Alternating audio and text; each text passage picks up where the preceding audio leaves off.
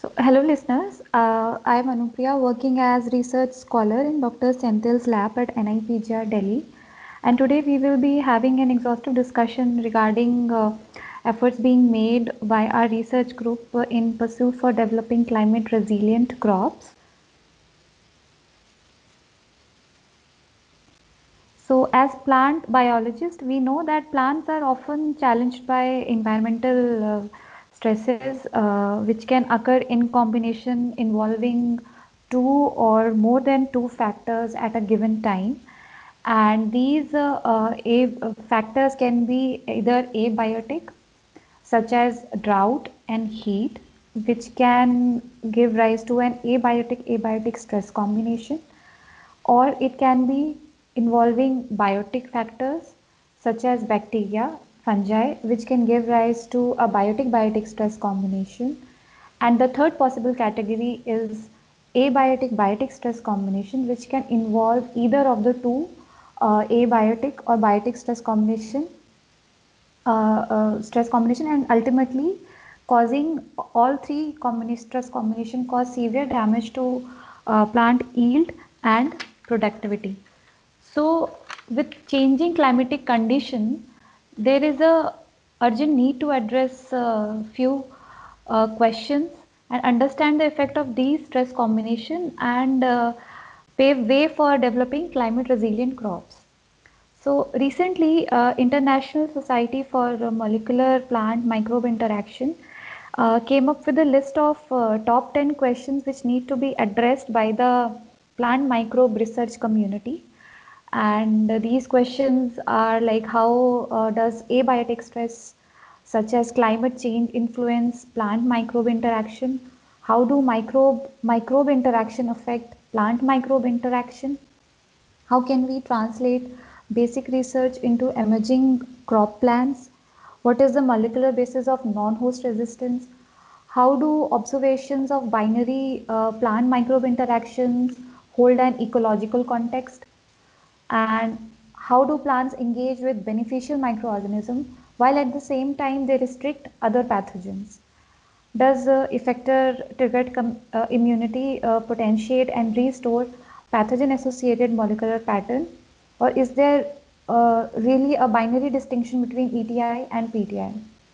Also, how do resistance protein activate cell death? Why do some pathogen need so many effectors when others need a few? And how do pathogen evolve novel virulence activities? So these are few questions which have been top rated by the researcher and scientific community. And further in our discussion, we will look into what efforts are being made by our lab members with respect to finding answers to few of these questions. So to begin with, I would like to ask Priya to please introduce the ongoing database development related work from our lab. Dear listeners, one of the research focus of our lab is to use various bioinformatics and computational biology approaches to understand the complexity of combined stress tolerance in plant. So in our lab, we were already in process of collecting and curating the published literature related to combined stress.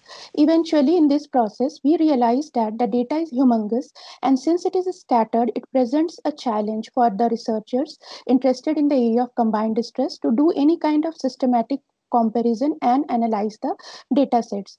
To address this issue, we developed a platform in the form of stress combination and their interaction in plants, the SIP database. It provides the researcher a very user friendly and easy to use interface to retrieve, analyze, and visualize various combined stress omics data sets. Currently, SIP datasets host two major omics datasets, the first being the phenome, which provides information about the physiomorphological response of plant when it is subjected to combined stresses, and second being the transcriptome, which hosts the molecular signature that are differentially expressed under combined stress. In addition to this, we are also providing in the SIP database several tools and interactive visualization to better understand and comprehend the high dimensional combined stress omics data. So I now request Achal to talk about ongoing hormonal crosstalk work on model plant Arabidopsis.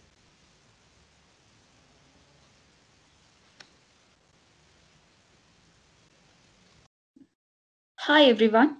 I'm a part of the group in the lab who are working on a well-established plant pathosystem, Arabidopsis thaliana and Pseudomonas syringae, and we are trying to identify how this plant pathosystem is influenced by the presence of drought.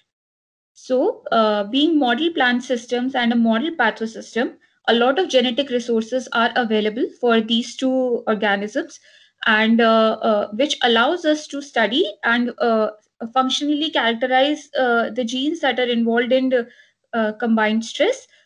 So we are trying to identify the crosstalk between drought and defense signaling sector under combined stress at two major points. One at the transcriptomic level, where we have already identified how the transcriptomic changes under single stress are different from the transcriptomic changes that take place under combined stress.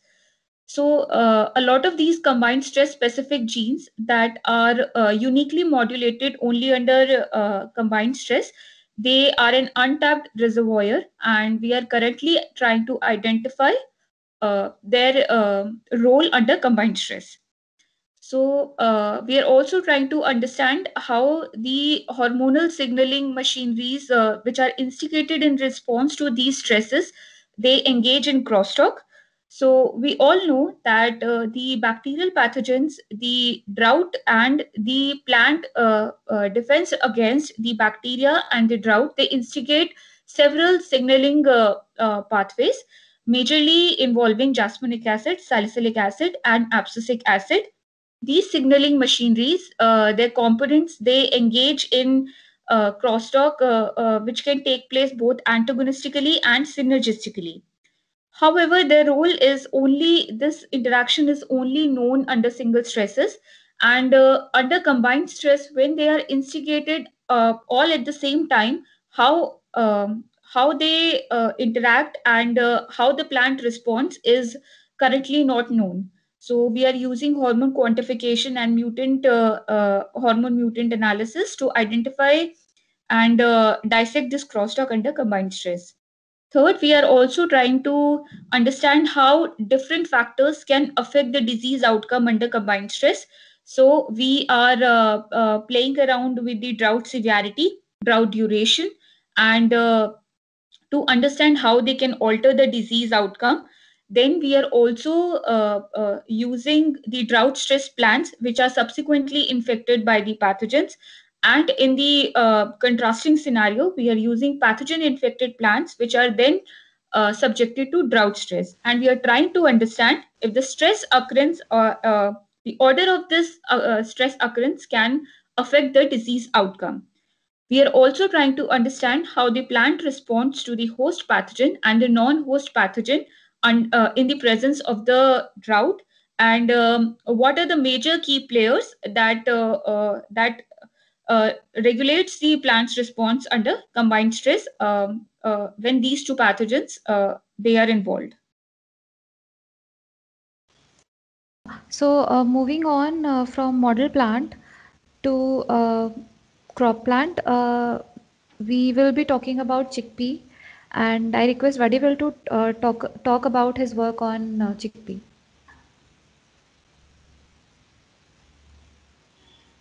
Hi everyone.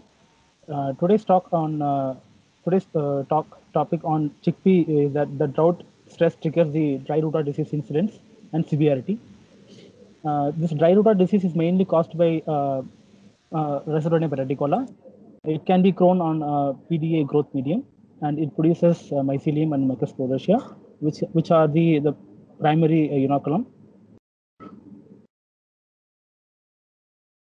Here, this illustration depicts the effect of drought stress on the disease severity. The chickpea in India, chickpea has been cultivated during the rabi season, which spans from October to March. The upper illustration shows the normal healthy chickpea cultivation, where you can see the green foliar part, and also during the vegetative stage, and during the reproductive stage you can see the flowering, and during the maturity stage you can see the well formed pods. And the chickpea encounters both drought stress and heat stress. When chickpea is cultivated under well-watered condition, even though the pathogen microsporiaceae are present during the vegetative stage, it fails to infect the plant, and also it fails to have this severity, which is only due to the presence of well-watered condition. Whereas in the lower illustration panel shows the effect of the drought on the infection as well as the severity. In the lower panel, you can see the green foliar parts in the vegetative stage, whereas in the reproductive stage, you can see the premature yellowing of the foliar part, and also the infection in the root parts, which are due to the fungal inoculum. And the disease severity increases as the plant experiences the drought stress, which also coincides with the increase in the heat. So the bottom point of this illustration is that the drought stress triggers the dry rot disease severity. Thank you. So now, Komal, can you tell us about the work which you are doing to understand the mechanism of dry root rot in chickpea? Yes, ma'am. Hi everyone. There are research studies conducted in our lab on Rhizoctonia betaticola chickpea interaction under drought stress. And just now, Vadivel has explained fact that drought aggravate the disease severity of dry root rot in chickpea. With this background, I am interested to see possible mechanism behind the predisposition of chickpea by Rhizoctonia betaticola under water deficit. The drought stress mainly affect the soil plant atmosphere continuum and affect the major physiological processes like transpiration pool and the root hydraulic conductivity, change in the root hydraulic conductivity, and majorly affect the root water relation of the plant. And this change in root water relation and the change in molecular mechanism behind that may provide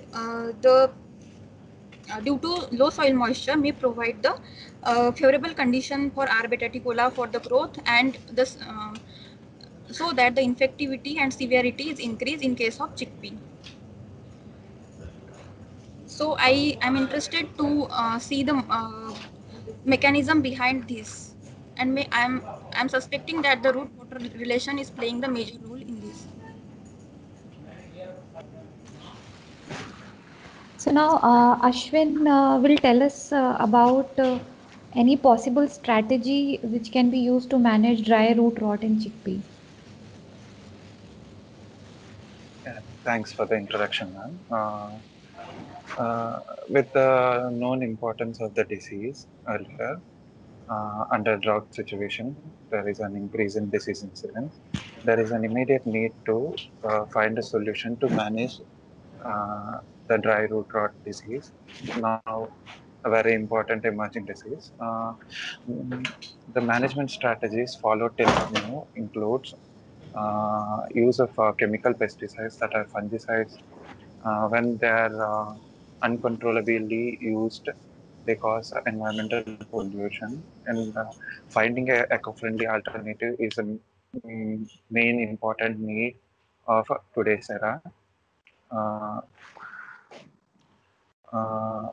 with in this perspective in mind, there are potential sources from bacteria, plant, and fungi itself that produce some chemical compounds that act on fungi and have the growth inhibiting properties and control them.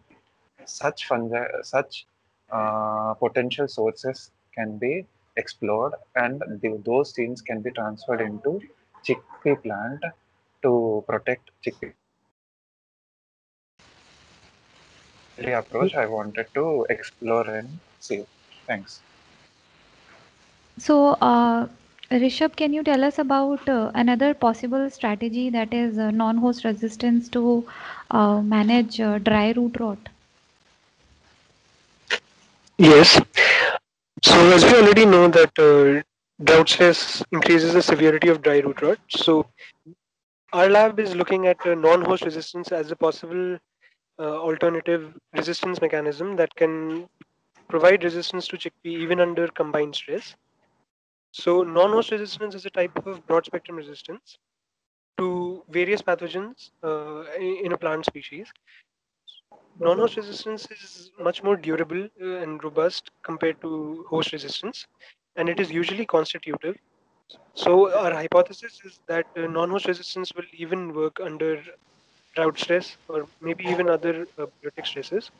We plan to dissect the genetic mechanisms involved in non-host resistance to Rhizophonia bataticola and utilize such mechanisms and transfer them to chickpea to confer resistance to dry root rot in chickpea.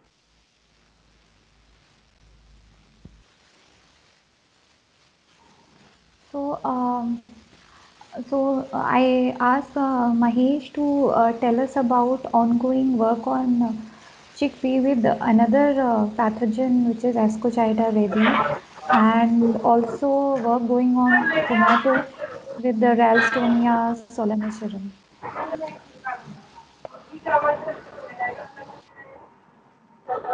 Yes, Surya. Apart from the ongoing works in chickpea, so another work which is we are working on our lab is like we are trying to understand the interaction between the Ascochyta rebi, which is the causal agent for the fungal blight, in its interaction with the chickpea.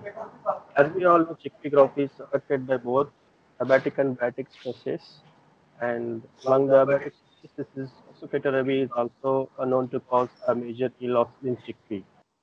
So individual occurrence of these two stresses like rot and Ascochyta rebi has been very well documented, but very little is known about the interaction between these two stresses.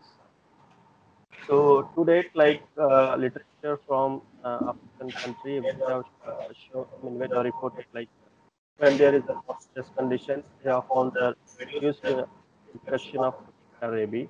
And in our field experiment also, we have observed similar kind of a result. So it would be interesting to find out how this drought is affecting the interaction between the Ascochyta rabies and chickpea at the molecular level. And in this direction, currently experiments are being conducted in the lab.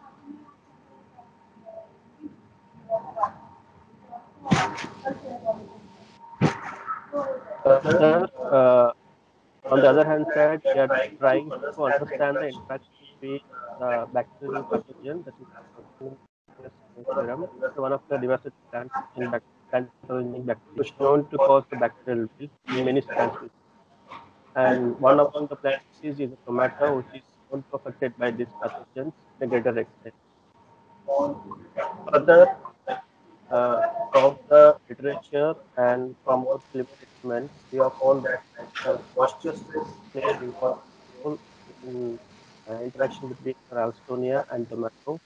So, especially uh, uh, how this moisture stress level is affecting the Ralstonia infection in the tomato at the hormonal level is of our interest. And currently, these directions we are conducting the experiments to dissect the molecular mechanism underlying the, the hormonal interaction.